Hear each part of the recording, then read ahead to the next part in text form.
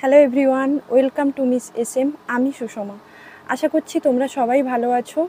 আজকের ভিডিওতে আমি আলোচনা করব নাম্বার চেঞ্জ সংক্রান্ত কয়েকটি রুলস। যারা চাকরির পরীক্ষার জন্য প্রিপারেশান নিচ্ছ, যে কোনো কম্পিটিটিভ এক্সাম কিংবা যারা প্রাইভেট টিউটার বাচ্চাদেরকে পড়াতে যান, কিংবা বাড়ির বাবা মারা যারা বাড়িতে বসে তাদের সন্তানকে ইংলিশ গ্রামার শেখান, তো ছোট থেকে বড় সবার জন্য একদম বেসিক থেকে আমি সিঙ্গুলার থেকে প্লুরাল নাম্বার চেঞ্জ করার 6 থেকে 7টি রুল এখানে আলোচনা করি। কয়েকটি রুলস যদি তোমরা মনে রাখতে পারো, মুখস্থ করে নাও, তাহলে আশা করা যায় যে কোনো ওয়ার্ডেরই নাম্বার চেঞ্জ তোমাদের আটকাবে না। আর এই একটাই ভিডিওতে আমি নাম্বার চেঞ্জের ফুল ডিটেলস আলোচনা করব, ছোট থেকে বড় যাতে সবারই খুব সহজে এই রুলসগুলো বুঝে নিতে সুবিধে হয়। তাই ভিডিওটি স্কিপ না করে প্রথম থেকে শেষ পর্যন্ত দেখতে থাকো। তাহলে চলো সবাই, আমি এক্সপ্লেন করা শুরু করছি। নাম্বার, যার বাংলা অর্থ হচ্ছে বচন। নাম্বার দুই প্রকার, যথা সিঙ্গুলার নাম্বার একবচন, প্লুরাল নাম্বার বহুবচন। সিঙ্গুলার নাম্বার হলো যেটা নাউন বা প্রোনাউনের একক মাত্রাকে বোঝায়, মানে একটি মাত্র সংখ্যা বোঝাবে, যেমন বুক, ট্রি, এটসেট্রা। প্লুরাল নাম্বার হলো নাউন বা প্রোনাউনের বহু মাত্রাকে বোঝায়, মানে একের বেশি বোঝাবে, যেমন বুকস, ট্রিজ, এটসেট্রা। আর একটা কথা মনে রাখবে, শুধুমাত্র কাউন্টেবল নাউন বা প্রোনাউনের প্লুরাল ফর্ম হয়। কাউন্টেবল মানে হলো যেগুলো গোনা যায়, যে নাউন বা প্রোনাউনকে সংখ্যায় গোনা যাবে, কাউন্ট করা যাবে, সেইগুলোরই শুধুমাত্র সিঙ্গুলার থেকে প্লুরাল নাম্বার চেঞ্জ হবে। যেমন এখানে দিয়েছি দেখো, সুগার। সুগার মানে কি? চিনি। সুগার কি তোমরা গুনতে পারবে? পারবে না, তো সুগার থেকে সুগারস হবে না। সুগার হচ্ছে কাউন্টেবল নয়।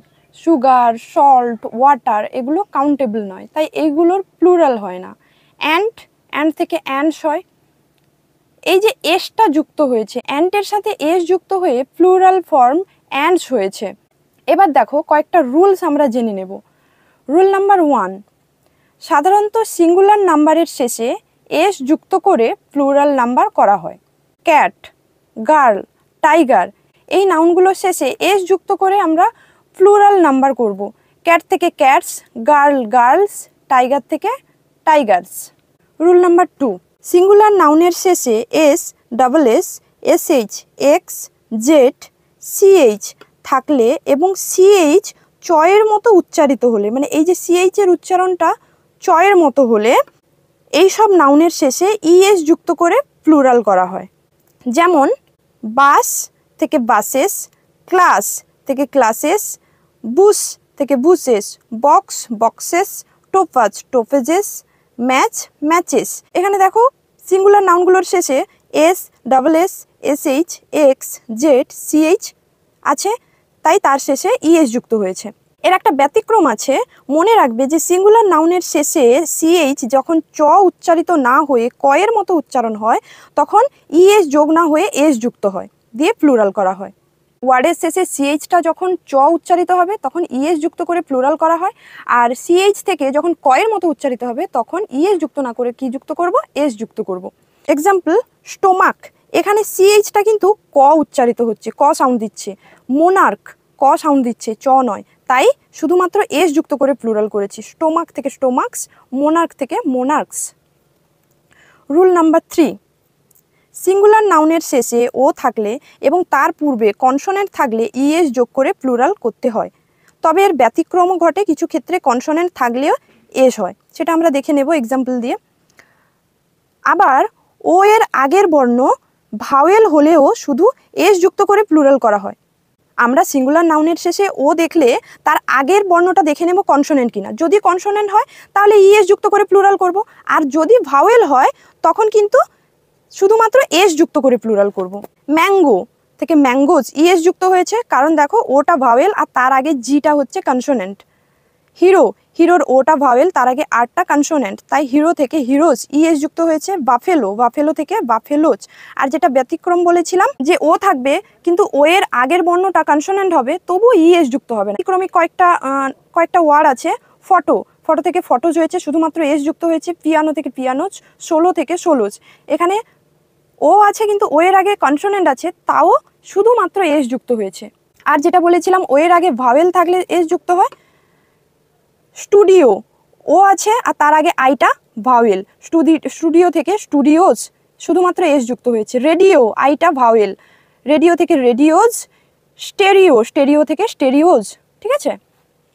রুল নাম্বার 4, যদি সিঙ্গুলার নাউনের শেষে ওয়াই থাকে ও তার পূর্বের বর্ণ কনসোনেন্ট হয় তবে ওয়াই এর পরিবর্তে আইএস যোগ করা হয়, দিয়ে প্লুরাল করা হয়। যেরকম ও এর নিয়মটা ঠিক সেই রকম ওয়াই থাকলেও একই নিয়ম।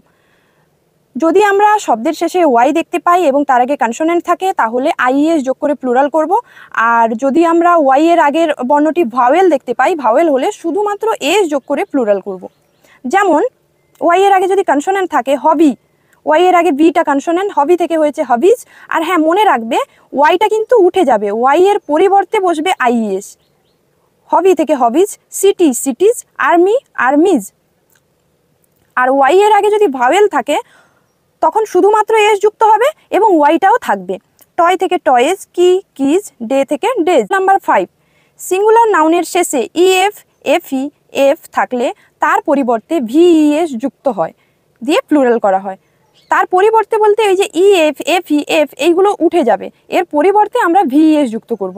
তবে আর কিছু শব্দ আছে যাদের শেষে F F E double F I F E double O F আর এফ থাকলেও এগুলোর শেষে শুধুমাত্র এস যুক্ত করে প্লুরাল করা হয়।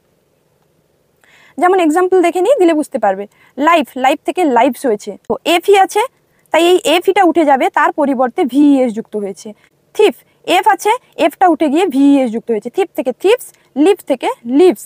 আর যেটা ব্যতিক্রম বললাম রিফ, এফ আছে কিন্তু এফটা তো থাকছেই, তারপরে শুধু এস যুক্ত হয়েছে। রিফ থেকে reefs, safe safes, cliff cliffs, believe believes, roof থেকে রুফস, প্রুফ থেকে প্রুফস। জাস্ট আর দুটো রুল আছে। রুল নাম্বার 6, কিছু সিঙ্গুলার নাউনের ভাওয়েল এবং কনসোনেন্ট পরিবর্তন করেও প্লুরাল করা হয়। কীরকম? এক্সাম্পল দেখো, ফুট থেকে ফিট, এখানে দুটো যে ভাওয়েল আছে ডাবল ও, এটা কিন্তু পরিবর্তিত হয়ে ডাবল ই হয়ে গেছে, দিয়ে প্লুরাল ফর্ম হয়ে গেল। ফুট থেকে ফিট, ম্যান থেকে মেন, ওমেন থেকে উইমেন, টুথ থেকে টিথ, মাউস থেকে মাইস। কিছু সিঙ্গুলার নাউনের শেষে ইএন যোগ করেও প্লুরাল করা হয়। কয়েকটা ওয়ার্ড আমরা এরকম দেখি, যেরকম অক্স, অক্স থেকে অক্সেন হয়েছে, ইএন যুক্ত হয়েছে। চাইল্ড থেকে চিলড্রেন, ব্রাদার থেকে ব্রিদ্রেনও হয়, আবার ব্রাদার্সও হয়। তো সিঙ্গুলার থেকে প্লুরাল নাম্বার চেঞ্জ করার এই 6 থেকে 7টা রুল, আশা করছি তোমরা সবাই ভিডিওটা প্রথম থেকে শেষ পর্যন্ত দেখেছো স্কিপ না করে।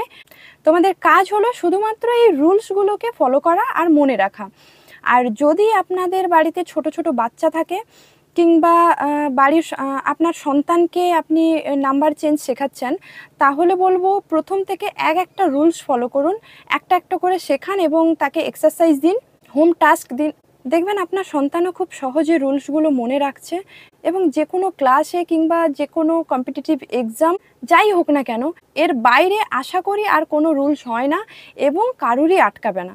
আর আজকের ভিডিওটি যদি তোমাদের ভালো লেগে থাকে তাহলে অবশ্যই লাইক করো আর কমেন্ট করো তোমরা এর পরের ভিডিওতে ইংলিশ গ্রামারের কোন টপিকটার ভিডিও দেখতে চাও, এবং তোমাদের বন্ধুদেরকেও জানার সুযোগ করে দিও এবং বন্ধুদের মাঝে ভিডিওটি প্রয়োজন মতো শেয়ার করে দিও যাতে তারাও শিখতে পারে, জানতে পারে। তো সবাই ভালো থেকো, সুস্থ থেকো। আজকের ভিডিওটি এইটুকুই। টাটা।